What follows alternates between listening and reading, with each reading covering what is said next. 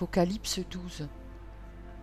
Un grand signe parut dans le ciel, une femme enveloppée du soleil, la lune sous ses pieds, et une couronne de 12 étoiles sur sa tête. Elle était enceinte, et elle criait, étant en travail et dans les douleurs de l'enfantement. Un autre signe parut encore dans le ciel, et voici, c'était un grand dragon rouge, ayant 7 têtes et 10 cornes, et sur ses têtes 7 diadèmes. Sa queue entraînait le tiers des étoiles du ciel et les jetait sur la terre. Le dragon se tint devant la femme qui allait enfanter, afin de dévorer son enfant lorsqu'elle aurait enfanté. Elle enfanta un fils, qui doit paître toutes les nations avec une verge de fer, et son enfant fut enlevé vers Dieu et vers son trône. Et la femme s'enfuit dans le désert, où elle avait un lieu préparé par Dieu, afin qu'elle y fût nourrie pendant 1260 jours. Et il y eut guerre dans le ciel. Michel et ses anges combattirent contre le dragon, et le dragon et ses anges combattirent. Mais ils ne furent pas les plus forts, et leur place ne fut plus trouvée dans le ciel. Et il fut précipité, le grand dragon, le serpent ancien, appelé le diable et Satan, celui qui séduit toute la terre. Il fut précipité sur la terre, et ses anges furent précipités avec lui. Et j'entendis dans le ciel une voix forte qui disait : Maintenant le salut est arrivé, et la puissance et le règne de notre Dieu, et l'autorité de son Christ, car il a été précipité, l'accusateur de nos frères, celui qui les accusait devant notre Dieu jour et nuit. Ils l'ont vaincu à cause du sang de l'agneau et à cause de la parole de leur témoignage, et ils n'ont pas aimé leur vie jusqu'à craindre la mort. C'est pourquoi réjouissez-vous, cieux, et vous qui habitez dans les cieux. Malheur à la terre et à la mer, car le diable est descendu vers vous, animé d'une grande colère, sachant qu'il a peu de temps. Quand le dragon vit qu'il avait été précipité sur la terre, il poursuivit la femme qui avait enfanté l'enfant mâle. Et les 2 ailes du grand aigle furent données à la femme, afin qu'elle s'envolât au désert vers son lieu, où elle est nourrie un temps, des temps, et la moitié d'un temps, loin de la face du serpent. Et de sa bouche, le serpent lança de l'eau comme un fleuve derrière la femme, afin de l'entraîner par le fleuve. Et la terre secourut la femme, et la terre ouvrit sa bouche et engloutit le fleuve que le dragon avait lancé de sa bouche.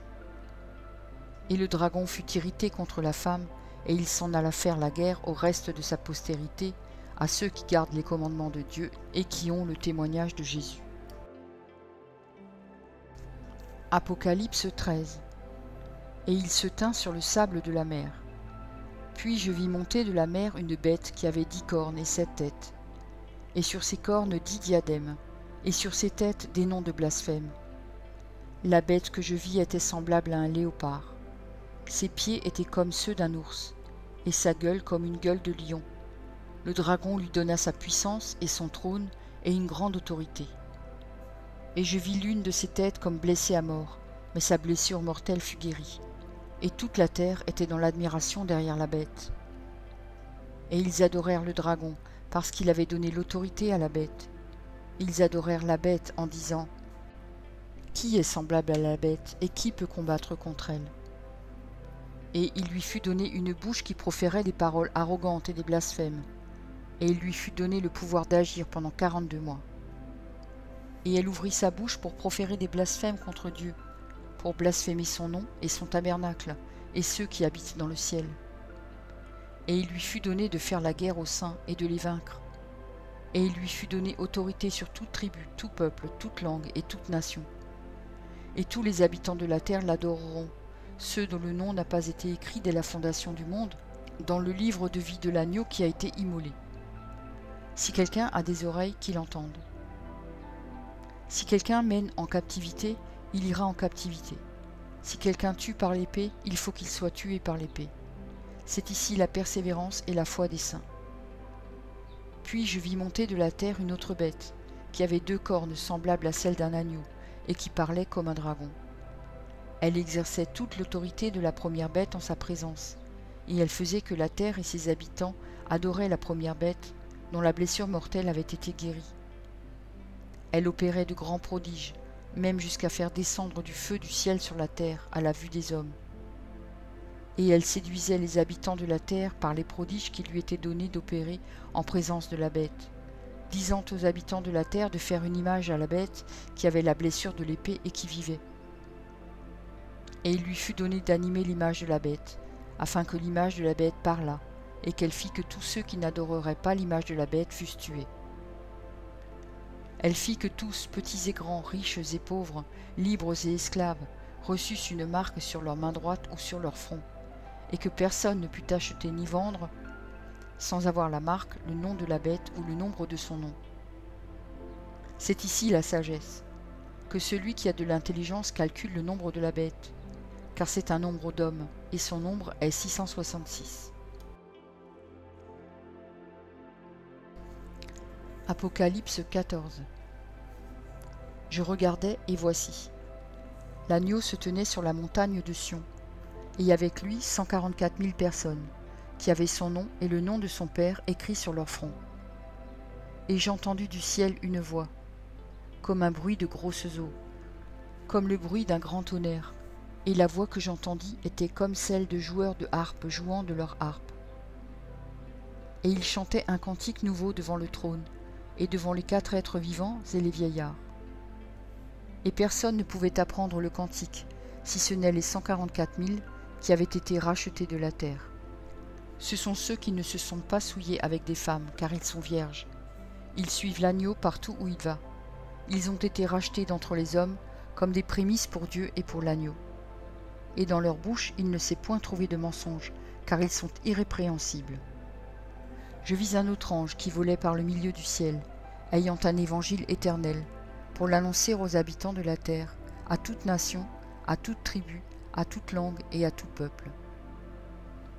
Il disait d'une voix forte, « Craignez Dieu et donnez-lui gloire, car l'heure de son jugement est venue, et adorez celui qui a fait le ciel et la terre et la mer et les sources d'eau. » Et un autre ange, un second ange suivit, en disant, « Elle est tombée, Babylone la grande, qui a abreuvé toutes les nations du vin de la fureur de son impudicité. » Et un autre, un troisième ange les suivit, en disant d'une voix forte, « Si quelqu'un adore la bête et son image, et reçoit une marque sur son front ou sur sa main, il boira lui aussi du vin de la fureur de Dieu, versé sans mélange dans la coupe de sa colère, et il sera tourmenté dans le feu et le soufre, devant les saints anges et devant l'agneau.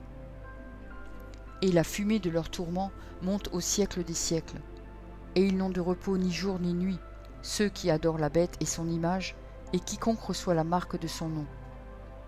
C'est ici la persévérance des saints qui gardent les commandements de Dieu et la foi de Jésus.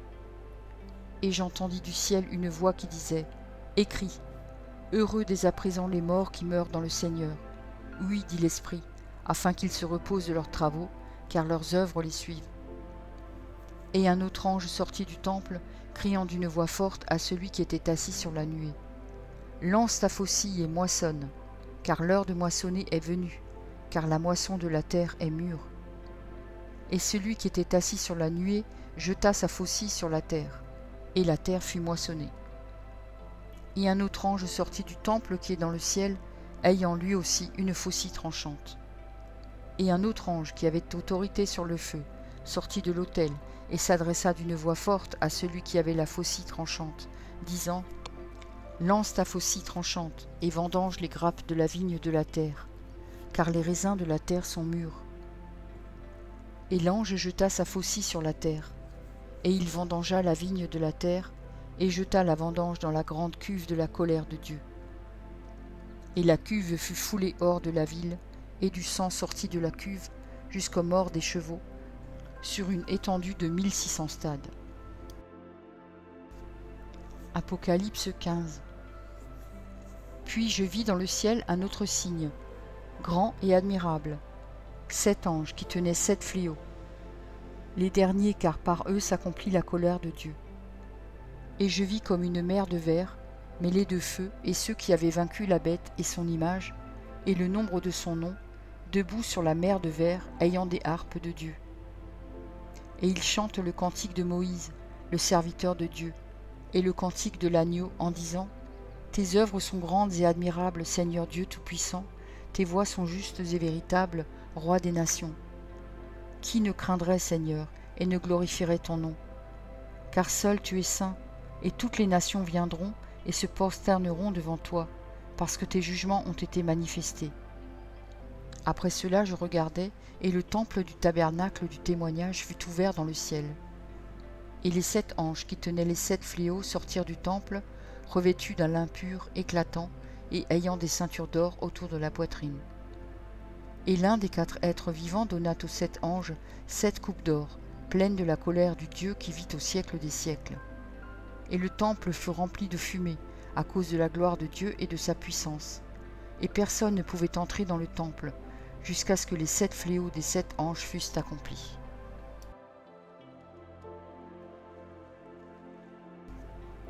Apocalypse 16.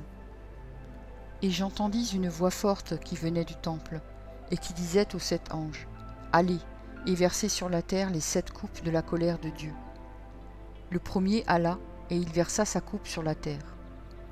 Et un ulcère malin et douloureux frappa les hommes qui avaient la marque de la bête et qui adoraient son image.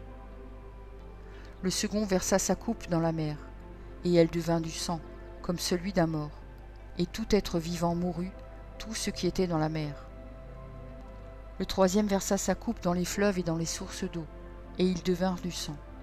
Et j'entendis l'ange des eaux qui disait, « Tu es juste, toi qui es et qui étais, tu es saint, parce que tu as exercé ce jugement.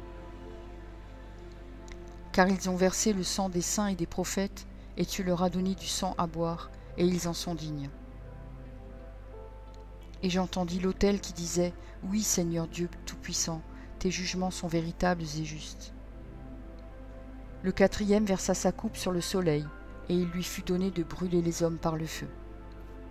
Et les hommes furent brûlés par une grande chaleur, et ils blasphémèrent le nom du Dieu qui a l'autorité sur ces fléaux, et ils ne se repentirent pas pour lui donner gloire. Le cinquième versa sa coupe sur le trône de la bête, et son royaume fut couvert de ténèbres, et les hommes se mordaient la langue de douleur, et ils blasphémèrent le Dieu du ciel, à cause de leurs douleurs et de leurs ulcères, et ils ne se repentirent pas de leurs œuvres. Le sixième versa sa coupe sur le grand fleuve, l'Euphrate, et son eau tarit, afin que le chemin des rois venant de l'Orient fût préparé. Et je vis sortir de la bouche du dragon, et de la bouche de la bête, et de la bouche du faux prophète, 3 esprits impurs, semblables à des grenouilles. Car ce sont des esprits de démons qui font des prodiges, et qui vont vers les rois de toute la terre, afin de les rassembler pour le combat du grand jour du Dieu Tout-Puissant. Voici, je viens comme un voleur. Heureux celui qui veille et qui garde ses vêtements, afin qu'il ne marche pas nu et qu'on ne voit pas sa honte. Ils les rassemblèrent dans le lieu appelé en hébreu Armageddon. Le septième versa sa coupe dans l'air, et il sortit du temple du trône une voix forte qui disait « C'en est fait !» Et il y eut des éclairs, des voix, des tonnerres, et un grand tremblement de terre, tel qu'il n'y avait jamais eu depuis que l'homme est sur la terre, un aussi grand tremblement. Et la grande ville fut divisée en 3 parties, et les villes des nations tombèrent. Et Dieu se souvint de Babylone la grande, pour lui donner la coupe du vin de son ardente colère. Et toutes les îles s'enfuirent, et les montagnes ne furent pas retrouvées. Et une grosse grêle, dont les grêlons pesaient un talent, tomba du ciel sur les hommes, et les hommes blasphémèrent Dieu à cause du fléau de la grêle, parce que ce fléau était très grand. Apocalypse 17. Puis un des 7 anges qui tenait les 7 coupes vint, et il m'adressa la parole en disant « Viens, je te montrerai le jugement de la grande prostituée qui est assise sur les grandes eaux. C'est avec elle que les rois de la terre se sont livrés à l'impudicité, et c'est du vin de son impudicité que les habitants de la terre se sont enivrés. Il me transporta en esprit dans un désert, et je vis une femme assise sur une bête écarlate, pleine de noms de blasphème, ayant 7 têtes et 10 cornes. Cette femme était vêtue de pourpre et d'écarlate, et parée d'or, de pierres précieuses et de perles. Elle tenait dans sa main une coupe d'or, remplie d'abominations et des impuretés de sa prostitution. Sur son front était écrit un nom, un mystère, Babylone la grande, la mère des impudiques et des abominations de la terre. Et je vis cette femme ivre du sang des saints et du sang des témoins de Jésus.